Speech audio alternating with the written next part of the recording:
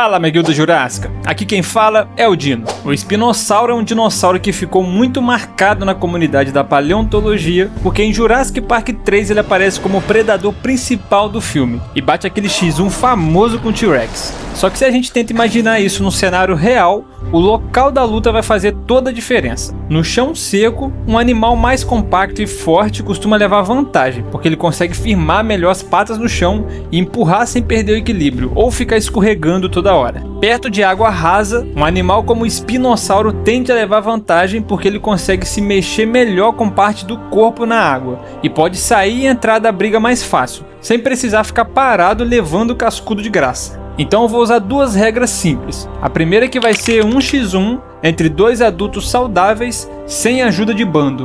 A segunda é que eu vou sempre pensar nesses dois tipos de cenário, na terra firme e na beira de rio. Nos casos em que um dinossauro ganhar na terra e o outro ganhar na água, eu considero como um empate.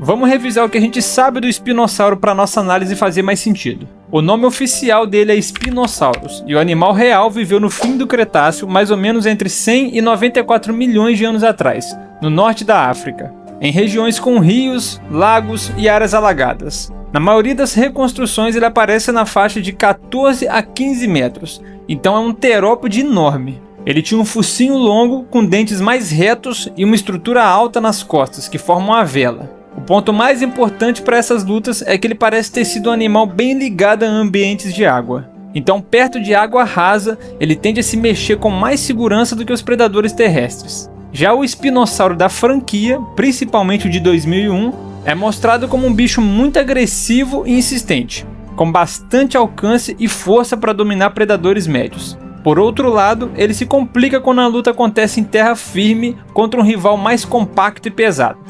E também quando ele precisa se aproximar de herbívoros armados com chifre, clava ou cauda com espinhos, porque para conseguir morder ele entra na zona de perigo desses animais. E agora vamos começar as análises. Em Jurassic Park de 1993, no primeiro filme da franquia, a história se passa na Ilha Nublar, uma ilha fictícia perto da Costa Rica. Ali um dos predadores marcantes é o Dilophosauro. Ele é lembrado pelo ataque surpresa e a habilidade de cuspir veneno. Só que em questão de tamanho, ele está muito abaixo do espinossauro. No X1, o Dilophosauro pode até conseguir um começo perigoso, mas se o espinossauro encaixa a mordida e usa o peso do corpo, essa luta não dura muito. Seja no seco ou perto da água, o resultado é sempre o mesmo: o espinossauro ganha. Ainda em 1993 tem o Velociraptor, que vira praticamente o símbolo da franquia junto do T-Rex. O Raptor é perigoso porque ele é rápido e sabe aproveitar bem a abertura. Mas o ponto principal é que ele funciona melhor em grupo.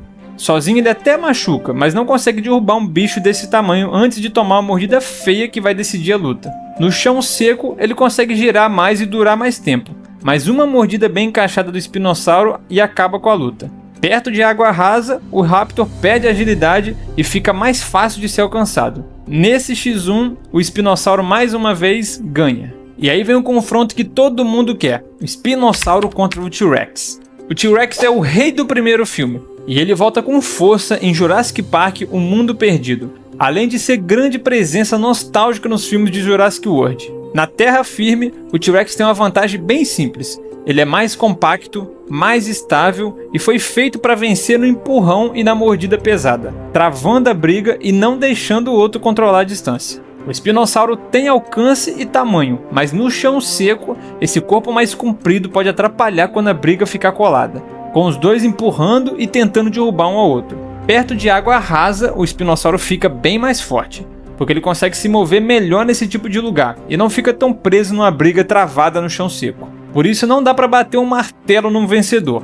No chão seco, o T-Rex tende a levar vantagem, e perto da água, o espinossauro ganha. Então, no geral, eu vou colocar essa como um empate. Ainda no período de Jurassic Park 1993, tem um herbívoro que é muito mais perigoso do que parece: o Triceratops. Ele é baixo, pesado e tem chifres que são armas letais. O grande problema para o espinossauro é que para ele ganhar, ele tem que chegar perto do corpo e do pescoço, e isso é exatamente onde o Triceratops consegue acertar. Numa briga real, o predador grande evita esse tipo de risco porque um golpe certeiro pode perfurar ou quebrar a perna. No seco, o Triceratops costuma levar vantagem porque ele consegue firmar o corpo e apontar bem os chifres. Perto de água rasa, o espinossauro até pode tentar circular mais e procurar um ângulo melhor para atacar, mas ainda assim é uma luta muito ingrata para ele. Essa eu coloco como derrota do espinossauro. E tem também o Brachiosaurus, que é um dos gigantes clássicos de 1993 e que vira símbolo daquela primeira cena sensacional do filme. Em comparação de briga, ele não é um lutador no sentido de caçar, mas o tamanho dele é o que vai fazer toda a diferença. O espinossauro, na teoria, consegue ferir o Brachiosaurus, mas o problema é que ele precisa ficar perto das pernas e do corpo de um animal muito maior, e qualquer pisão, coice ou pancada de peso pode quebrar costela e perna e acabar com a luta na mesma hora. Mesmo perto da água, isso não vai ajudar muito, porque o risco continua enorme. Então, contra um gigante desse porte, eu marco como derrota do espinossauro. Passando para Jurassic Park, O Mundo Perdido, a história vai para a Ilha Sorna, o Site B, que é onde os animais estavam se reproduzindo. Aqui o T-Rex tem mais destaque, porque o filme mostra um casal e eles aparecem em vários momentos. Essa luta eu vou abrir exceção para minha regra de 1x1, porque é um caso específico que era um casal de T-Rex. Nesse caso, um T-Rex consegue travar o espinossauro pela frente, enquanto o outro tenta pegar de lado ou por trás. E aí o espinossauro perde a chance de usar o alcance com calma. Esse 2 contra 1 fica muito ruim para o espinossauro, e o mais provável é ele perder. Perto da água rasa, ele até melhora um pouco, porque ele consegue se mover melhor. Mas mesmo assim, 2 T-Rex pressionando ao mesmo tempo continua sendo uma vantagem muito injusta. Então nesse cenário de espinossauro contra o casal de T-Rex, o resultado fica como derrota do espinossauro. Em 1997 também aparece o Stegosaurus, outro herbívoro que parece tranquilo até você lembrar da arma que ele tem. A cauda com espinhos do estegossauro é exatamente o tipo de fraqueza de um predador grande, porque o predador precisa se aproximar para morder, e nessa aproximação ele entra no alcance da cauda. No seco, o estegossauro consegue se aproximar e defender muito bem, e um golpe bem dado pode quebrar a perna ou causar um estrago que encerra a briga. Perto de água rasa, o espinossauro ganha um pouco de mobilidade, mas isso não elimina o perigo da cauda, porque ele ainda precisa chegar perto para lutar. Nessa aqui eu coloco como derrota do espinossauro. Agora indo para Jurassic Park 3, de novo na Ilha Sorna, o espinossauro é o animal principal do filme. Então vamos comparar ele com os outros animais que aparecem. Um deles é o Ceratosaurus, que aparece como outro carnívoro grande da ilha. O Ceratosaurus é perigoso, mas é menor e o espinossauro tem mais alcance e mais peso. No chão seco vai dar uma briga boa, mas o espinossauro tem mais chance de manter a distância e ganhar na força quando ele consegue encostar. Perto de água rasa, a vantagem dele aumenta ainda mais. Então no fim, eu vou marcar essa como vitória do espinossauro. O outro destaque de 2001 é o Pteranodon, que muita gente lembra por causa da cena das gaiolas e do voo. Aqui a ideia é simples. Se ele estiver no chão e o espinossauro conseguir alcançar, a diferença de força é enorme e o espinossauro ganha. O problema é que o Pteranodon pode evitar a briga no chão, porque ele pode levantar voo e ficar fora do alcance. Ou seja, se o Pteranodon ficar no chão, o espinossauro ganha. Se ele voar, ninguém consegue finalizar ninguém. Por isso eu vou colocar essa como empate. Chegando em Jurassic World de 2015, a franquia volta para a Ilha Nublar, agora como parque aberto ao público. E o grande destaque é a Indominus Rex. Esse monstro foi criado para ser a atração principal, então ele mistura tamanho, força e comportamento agressivo, tendo uma vantagem clara no combate. Em terra firme, ela tem braço forte, garra e uma resistência que no filme é mostrada como fora do normal, além de ser até inteligente para achar fraquezas. O espinossauro tem tamanho e alcance, mas ele não tem a mesma diversidade de um híbrido que foi criado para brigar. Perto de água rasa, o espinossauro melhora, mas não o suficiente para virar o jogo, porque a Indominus ainda tem força e agressividade para controlar a briga do jeito que ela quiser. Essa aqui eu vou marcar como derrota do espinossauro. No mesmo filme de 2015, aparece o Mosasaurus, que é o grande predador da água na franquia. Se a briga for em terra seca, o Mosasaurus obviamente não tem chance nenhuma, porque ele depende da água para se mover, então o espinossauro teria vantagem completa. Só que se a briga for dentro d'água, aí o jogo vira. Na água, o Mosasaurus consegue nadar rápido, morder e puxar a presa para baixo. E mesmo o espinossauro gostando da água, nesse cenário ele fica em muita desvantagem. Por isso, como o resultado muda totalmente dependendo do lugar, eu vou colocar esse confronto como empate. Em Jurassic World Reino Ameaçado, a história começa na Ilha Nublar com a erupção do vulcão e depois vai para o continente, onde rola o leilão e a confusão na mansão. O bicho que mais chama atenção ali é o Indoraptor, porque ele é tratado como uma arma letal, um animal feito para atacar pessoas e responder a comandos. Ele é menor que o espinossauro, então ele não vai querer ficar parado trocando soco com o espino.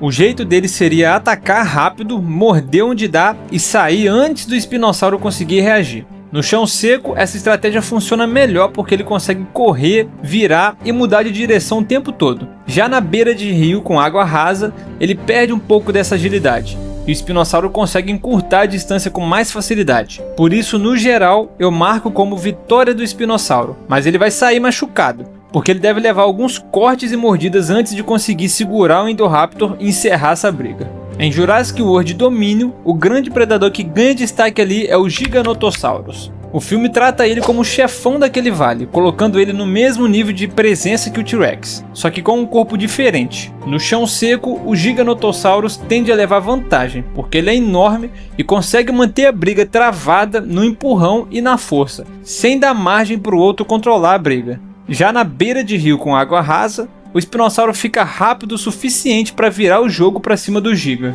Por isso essa treta não vai ter vencedor definitivo. No seco, o Giganotosaurus tem vantagem, perto da água o espinossauro vai sair ganhando.